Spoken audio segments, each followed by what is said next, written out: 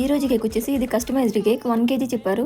ఇది chocolate flavour చెప్పారు. అలానే ఒక రిఫరెన్స్ పిక్చర్ కూడా పంపించారనమాట, ఇలానే కావాలి అని.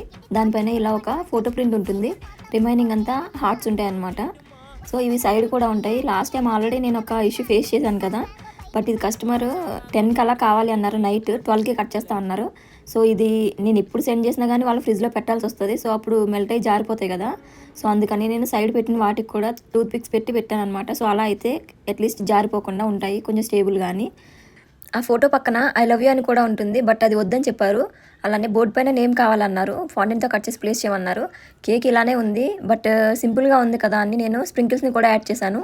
కస్టమర్కి కేక్ని పంపించిన తర్వాత కూడా వాళ్ళని ఫ్రిడ్జ్లో పెట్టమన్నాను, బట్ అది బాక్స్ని ఓపెన్ చేయకుండానే పెట్టమన్నాను. డైరెక్ట్ ఎయిర్ తగలకుండా ఉంటుంది కదా, అట్లీస్ట్ కంప్లీట్గా మెల్ట్ అయిపోకుండా ఉంటుందని. కస్టమర్ రివ్యూని కూడా ఇచ్చారు, టేస్ట్ అండ్ లుక్ చాలా బాగుందని. రివ్యూని కూడా లాస్ట్లో యాడ్ చేస్తాను చూడండి.